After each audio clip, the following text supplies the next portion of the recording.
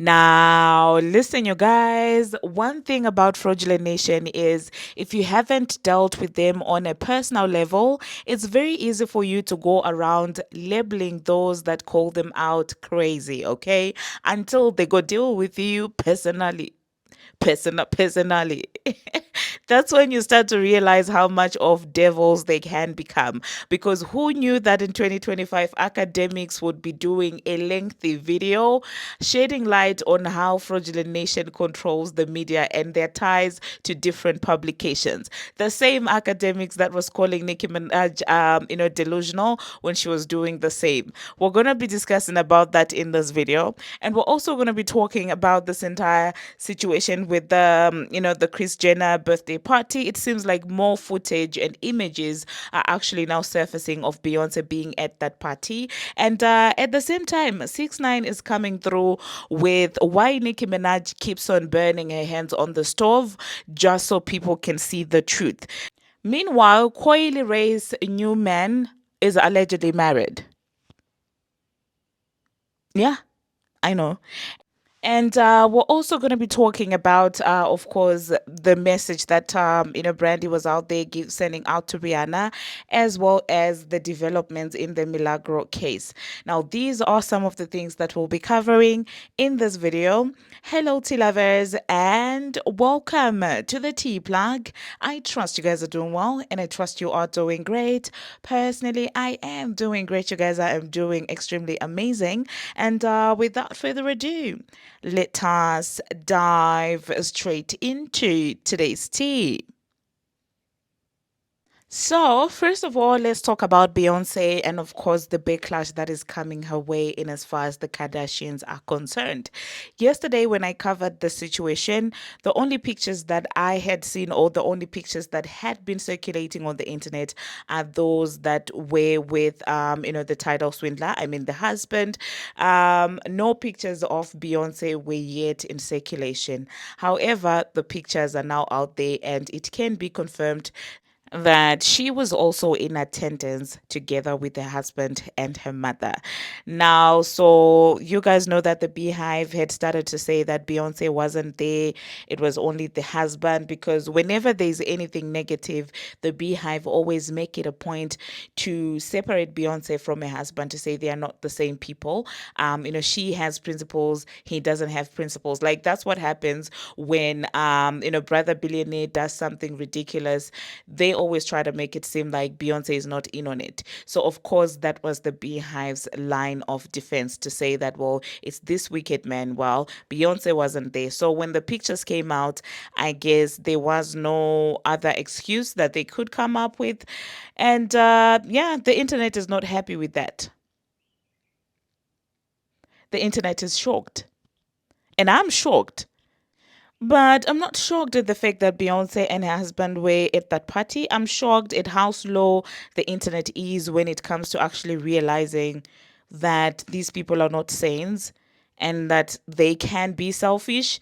It's just like I'm looking at them acting surprised. Why would they do that to Kanye? Why? Like, we've been saying this for the longest of time. That man cares for nobody. And for me, it's the shamelessness. It's the shamelessness for me to say you couldn't even come to this man's wedding, but you're here coming to the mother-in-law's birthday party. What's going on? Like, I cannot wait to see what exactly is going on behind the scenes, because we all can agree that the happenings of yesterday, from the Kelly Rowland support, public support, the pictures and everything, to the Kris Jenner birthday party, there is definitely something that is cooking behind the scenes. I hope there was no bagation for funds from the billionaires. I do hope there wasn't anything like that. But anyway, let me know in the comment section, you guys. Do you think that it's weird that Beyonce now wants to associate with the Kardashians, when for the longest of time her fans have been saying that she despises those women and she doesn't want to be seen next to Kim Kardashian? and also that she was disappointed when Kanye chose Kim for a wife. But in her defense, still I didn't see any picture of Beyonce with Kim. I only saw a picture of Beyonce with the mom. So I guess that means she still doesn't want to associate with Kim Kardashian. I don't know if that would make any sense.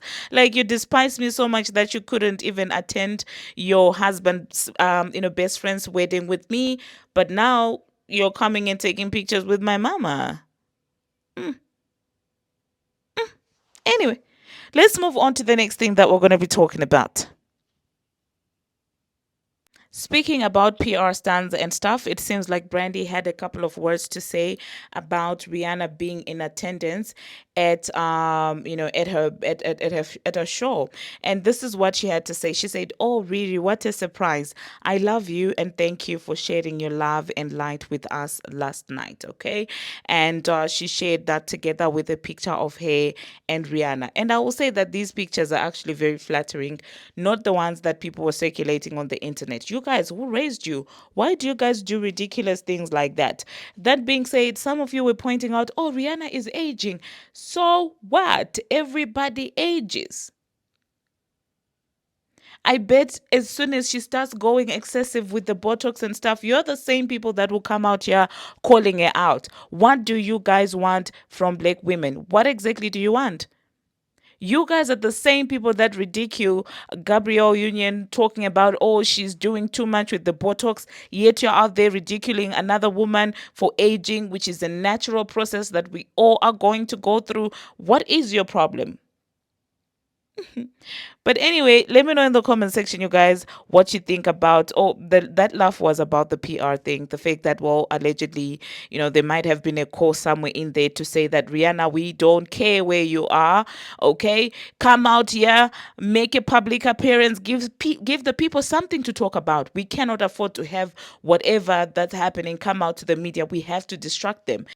That's what the little laugh was for, but not about you guys making fun of Rihanna for her aging. I do not subscribe to that. But anyway, let's move on to the next thing that we're going to be talking about. Let us talk about Coi Leray. Now, you guys, Coi Leray has been moving on with the motivational quote meme boy Justin LaBoy. Okay. Now, personally, I actually didn't also know. I'm part of the people that didn't know that he was an actual person. Like, I thought that was a fictitious character. I wouldn't have been surprised if a woman, would be claiming that I'm Justin LaBoy. I wouldn't have been surprised because I really didn't think that, well, that's actually somebody. So lately, Coi Leray has been, spotted together with the man. They've been all lovey-dovey and all of these things. But now allegations are coming forward that, in fact, this might be a PR relationship. To sell what? I just don't know. They're claiming that this man is actually married and the woman is in on the PR relationship and it's for promo. What is Coi Leray promoting? I mean, why does she feel like she needs a PR relationship? It's not like she forcefully sent a man to jail. I mean, even if she had done that, the first step that should have done, Coi Leray, if you've got some criminal thing that you probably did, is look for a sympathy wig. You don't even have a sympathy wig. You jumped, you literally skipped a step and you went straight to the PR relationship. Where's the sympathy wig? Where's the girl interview? What are you doing? You're doing it all wrong. Literally doing it all wrong. Like, what does Coi Leray need a PR relationship for? Who did you send to jail falsely? You haven't even lied to Gayle King. What are you doing? But anyway, that being said, speaking about lying and sympathy and all of these things, let's talk about the next thing that we will be covering in this video. The Milagro case. Okay, it seems like more and more things are happening around this case. And a lot of people are beginning to realize that, in fact, you know what?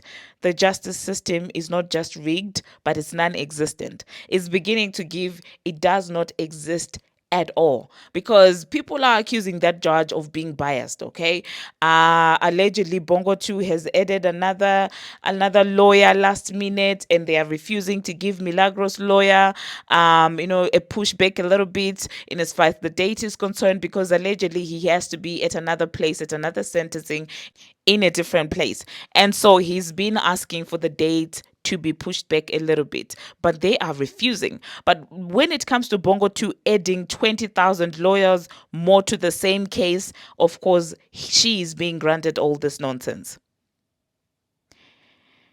And at this point, the people that still side with Fraudulent Nation, I do not know. Are you advocates of the devil? What exactly is going on? What is it about Fraudulent Nation that you relate to? What is it about this? It doesn't make any sense. Unless you're evil at the core and you're just evil for no reason, because clearly it's not benefiting you.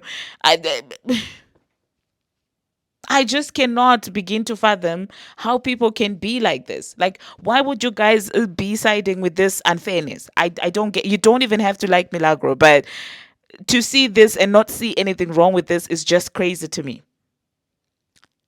It's insane. But anyway, let me know in the comment section, you guys, how do you think the outcome is going to be like? And do you think that this is just about Milagro, or this is about Fraudulent Nation trying to instill fear in independent media platforms so that they can control the narrative? Do you think that it's still about that situation? And personally, for Bongo 2, I kind of feel sorry for her for allowing her face to be used like this by Fraudulent Nation, because they are using her as the face of injustice. They are using her as a face of unfairness. They are using her as the face of oppression. Like, and I do know one thing about those people. If there's anything that you need to know about those people, is that once you become a liability, if people push back on Bongo 2, or if they continue to push back on her, what are they going to do? Throw her to the wolves. They are well known for doing that. I mean, if he could snake people that he came up with, what about you? You saw how he did the Didla? And you think that he genuinely does have your best interest at heart. And you are allowing them to use you to make a statement to independent media platforms. And when these people start pushing back and start going brutal on you, guess who's not going to be there holding the bottle for you? Them. They're not going to be doing that. They will be at a Kris Jenner birthday party, and you will be at home dealing with the guilty conscience of the unthinkable things that you're being accused of doing. But anyway, let me know in the comment section, you guys, what you think about all of this. That being said, let's move on to the next thing that we're going to be talking about. 6ix9ine had a couple of things to say about why Nicki Minaj continues to speak out and to do things that she does. Indirectly, this man this man is telling you what exactly is going on behind this. This is a man in the industry, and this man is telling you that Nicki keeps on banging her hands on the stove to show people the truth, but the people don't want the truth. The people just want the girl with audacity to be silenced so that they can feel comfortable with their own silence, to say that, well, we can't speak because there are consequences. They can console each other for their lack of bravery once you stop speaking. So, unfortunately, the people that Nicki Minaj is trying to show what's happening, they just don't care. They do not care. These are the people that would rather sit and lie to each other than face reality. So there is nothing you can do at this point to make these people see the truth, because the reality is they know the truth. They just don't want to acknowledge that they know it. They want to pretend to be ignorant, because pretending to be ignorant is comfortable for them. But let me insert what 6ix9ine had to say. It's I keep burning my hand on the stove. Like, it's not. Everybody has to cross. Everybody has to burn their hand on that stove, right? Me, I don't give a fuck. I'm gonna keep burning my hand on the stove. Like, it's not. I think every time you burn your hand on the stove is a good thing. Like, it sounds crazy, but every time you burn your hand on that stove, it's for a greater cause. I think Nicki's burning her hand on that stove to expose something greater. Made you Well, there you heard that, you guys. There you heard that. Now, moving on to the next thing that we're going to be talking about, our favorite DJ on this channel, DJ Akademiks. A DJ with no set, but a DJ that lately has been advocating against fraudulent nation. Yes, Akademiks.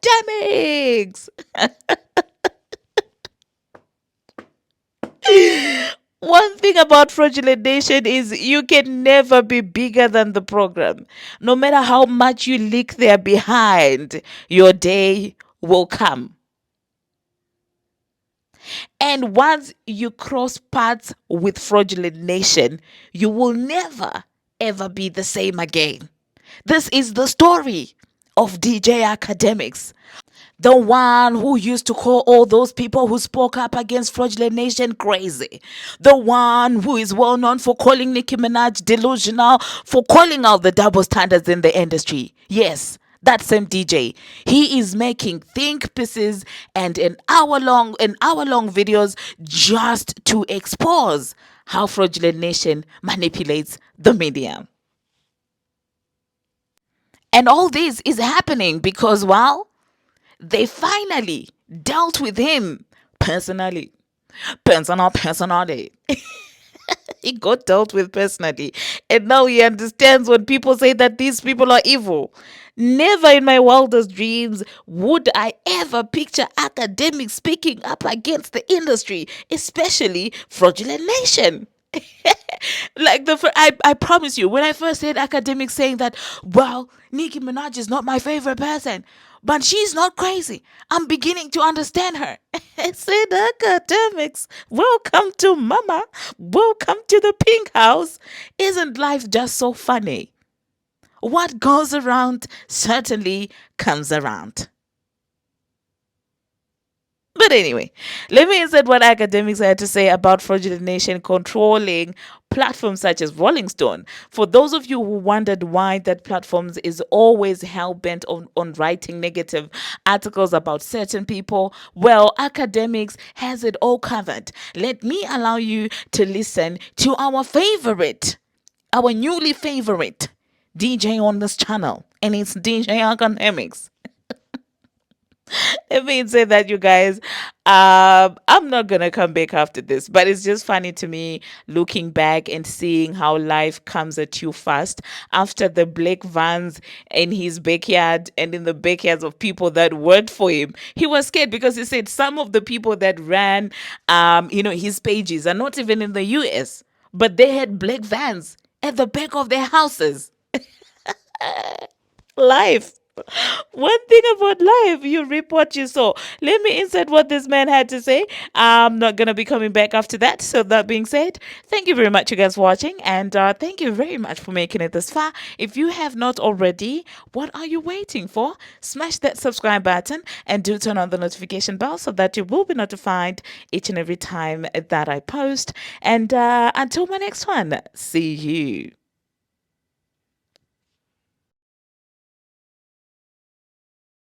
We got Uzi lawsuit in Roc Nation paying off the whole media. Okay. Roc Nation has now infiltrated media. Scrap it out with whatever. We got Max B on the list of topics that we will be talking about. I'll run through my topic list and you tell me if I'm missing anything. Okay. We got Uzi lawsuit in Roc Nation paying off the whole media. Okay. Roc Nation has now infiltrated media. And I've always said this, and I want to jump into the first topic too quick. The way how you control the masses, and I've learned this a long time ago, the most important form of power is influence. Why I say that is that if you could influence someone how to think or how to act, it's way more powerful than forcing someone to do anything or any other form of power. So I think influence is the supreme form of power. How do you get influence? Well, celebrity status, cultural equity, but media definitely has a role. Why?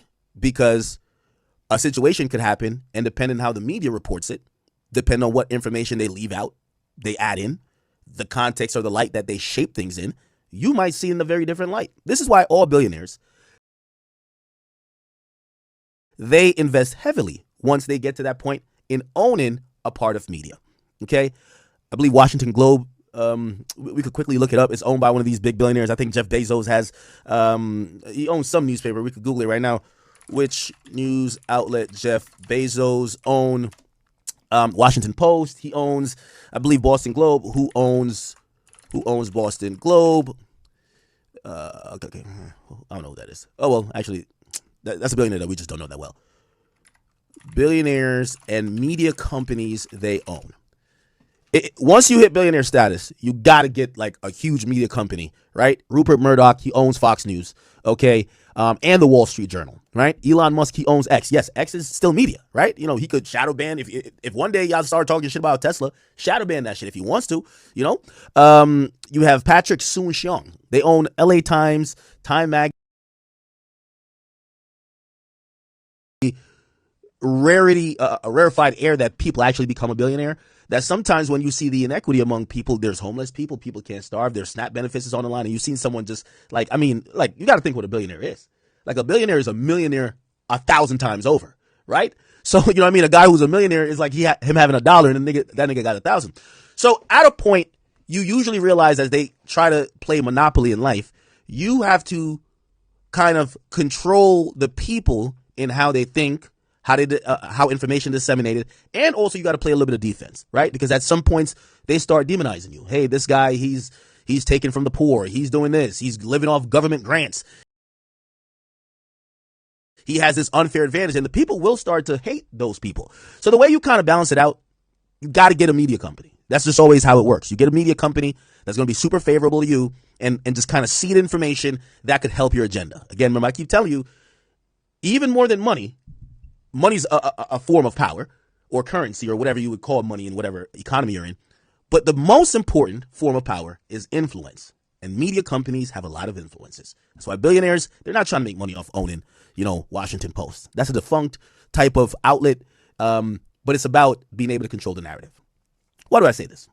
I say this because this happens everywhere, right? It not only happens with the highest of the highest when it comes to the Jeff Bezos of the world, the Elon Musk. Elon Musk ain't making money from Twitter. You know what I mean? Like, he's talked about the losses when he first got it. Maybe the losses got a little bit less, but it's still like it's losing him money, right? That's not where he's gaining his money. But what does he gain? He gained tremendous influence that he could use for his other agendas. I believe the same thing. And every time I go down this rabbit hole, I feel like people look at me, or some of y'all be like, yo, Ak is losing it. He's starting to get a little bit cuckoo, because I'm drawing these parallel with people who are playing in $1 billion realm. Jay-Z, Roc Nation. And I know y'all be like, oh my God, here we go. You about to go Alex Jones on us again. No, I'm not. So I was watching over the last couple of days, right? How media, and I've always told you this, like, media choose to report things very differently. Like, I could see TMZ's agenda based on what they report and what they don't report. I could see Rolling Stone's, Breakfast Club, or Clear Channel, or actually it's called iHeartMedia. And all these companies have different agendas. Shit, I won't even lie. You might say I have an agenda too. Cool. I have certain biases. I think I'm pretty open with them. These other companies, they're not open with whatever biases they have. So you kind of have to use this like analysis to see what's going on behind the veil. And why am I saying this? Again, I'm going to try to fast track this long intro. So a story, like, for example, I've made these huge viral Rolling Stone articles, or I like to call them hit pieces, for like very minor things. But if they want to categorize me as, yo, Ak is misogynistic or whatever, like, they do these huge pieces on it. Ak is right wing now. Like, okay, like that, like, even if I was a Republican, like, that's the big news that everybody should want to, you know, consume. Why do they do it? It's clear, you know what I mean? Like, they're leaning into their listeners, their followers. That's probably left leaning. And if they could create a central enemy, they're going to get more clicks, whatever the case is. I don't even think personally Rolling Stones has it in for me. However, it was interesting this weekend, or actually in the last 4 or 5 days, there was a huge story that came out. Huge. I mean, huge. It was about Uzi and Roc Nation being sued. Now, I love Uzi, and this is nothing personal towards him. But I only bring this up because I have to kind of use my platform, or what's left of it, to continue to shine a light onto what everybody else won't shine a light on, right? So you tell me, if it's Akademiks having an argument with a woman on social media, it's breaking news. act, the right wing leaning social commentator is beefing with another woman and he uses misogynistic overtones in the language. Huge story. There's a website. By the way, these are the same people when I got sued for whatever. They couldn't stop printing that. Former assistant is suing Lil Uzi Vert and Roc Nation for harassment and labor violations. Now, the ironic thing about this is that even on X, and by the way, we're going to try to find this story elsewhere, but even on X, it's like case dismissed after 17 days. Huh? Doesn't sound right. Okay. Former personal assistant filed a lawsuit on October 20th in Los Angeles against rapper Uzi, Roc Nation, and Uzi Vert LLC, alleging sexual harassment via explicit messages, verbal advances, unpaid overtime, and excessive work hours up to 39 hours, and unreimbursed expenses over 3 years, leading to her resignation in April 2025. The complaint claimed the companies, that would include Roc Nation, ignored her reports and enabled the misconduct, violating California labor laws. Ironic. On November 6th, they're claiming the plaintiff voluntarily dismissed the case without prejudice, or with prejudice, actually. Barring refiling without court approval with settlement details sealed. Okay. Now, the first thing when I seen this, I said, wow, this is like a bombshell, allegation. And I'm not here to say any of these things are true. But we all do remember during the time of Diddy getting 5 accusations a day, we saw a myriad of hip-hop outlets or outlets that covered hip-hop. They would plaster these stories all about. Here it is. The Jane Doe. Another one. This is Diddy trying to fuck whoever, right? So I looked at this and I was like, let me see if I can find this shit on other websites, right?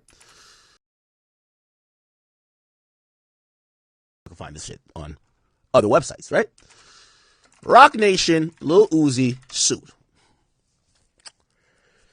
And really, the outlet I was looking for, and by the way, I just want to also show you here, right?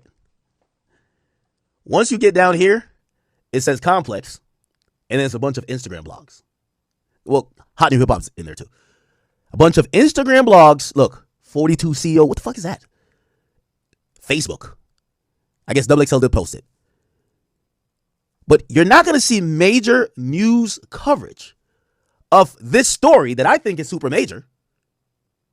Unlike if Akademiks was arguing with a woman that they could plaster on all these outlets. Now, it's not about me. It's me using, and this is why I did that whole intro talking about what is, how people with power affect things, right? This would be a huge story if Roc Nation was not connected to it. Again, Rolling Stones, they'll post you for less. Let's see if Rolling Stones post this. Maybe they did. Maybe just not being front paged. Okay, we're on their website. All right, let's go to search. Let's go to search. Let's see what's going on. Now, I also want to do this in context. And by the way, this is not me running interference for Drake, because I've seen Rolling Stones do hit pieces on me and many other people within hip hop. I'm sorry, the camera's blurry. But Rolling Stone, Drake, let's just do that. So I want to give you some context of what they would post. By the way, Nancy Dillon, one of their hip hop writers, wrote, there's a lawsuit against Spotify claiming billions of Drake streams were fraudulent. Okay? All right, cool. Now, a new class action lawsuit. Remember, this is November 3rd. This is what really kicked off that whole thing. Rolling Stone dropped this bombshell of a story that made it seem with a Drake picture, not Spotify logo. Remember, it's a lawsuit against Spotify. Didn't have a Spotify logo. Didn't have a Spotify logo and Drake. Just has a picture of Drake. Again, I'm telling you about media and influence. And this is how fickle the media is. If everything should be fair, but the difference between Fox News and CNN is if you tilt it a little bit this way, you get a whole different conclusion than if you tilted it a little bit that way. I'm explaining media to you. So, to the regular person who sees this, they're like, oh shit, Drake is Biden. What the fuck? They got him. Rolling Stones, we trust them. They're saying, yo, Drake is Biden. Now, remember I read the lawsuit. The lawsuit accuses Spotify of not being able to supposedly police botting on their platforms, which are claiming everybody is doing. But they did include Drake's name because they said he's the most popular on the platform. Was it a case that they said, oh, y'all are allowing Drake to bot? No. They're saying everybody's botting. And this guy, who's the most streamed artist, he's an example. How does Rolling Stones? No, it's not Rolling Stones. Rolling Stone. How do they put it on their site? Drake, billions of Drake streams are fraudulent. Just read it here. Billions of Drake streams fraudulent. You know why? To the uneducated person, that's all they care about. To the K-bots and the other people that don't, that's all they care about. Ah, fuck, got him. Now, surely if they posted this, surely, I would assume, what's up with this, the blur? Hold on. I would assume that they would have posted an assistant who claims they were sexually harassed, and their reports to Roc Nation and other companies involved in the mix flat out ignore them, right? Let's search it up. Okay. Roc Nation.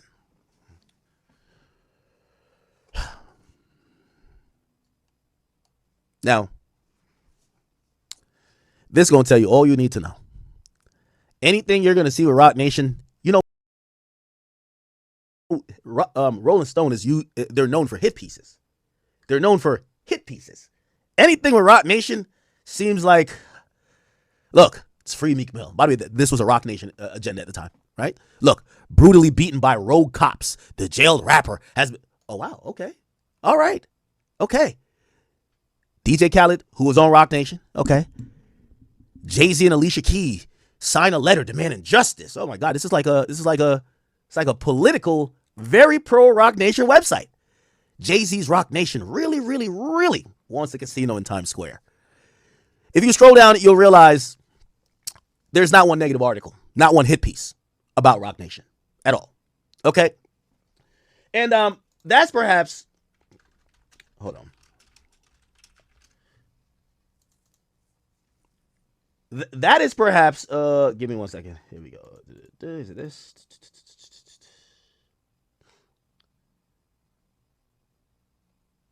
Give me 1 second.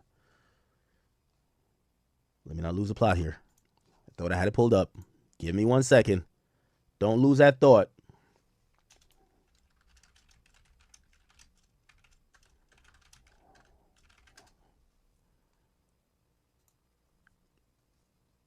Okay. That is perhaps. Hold on.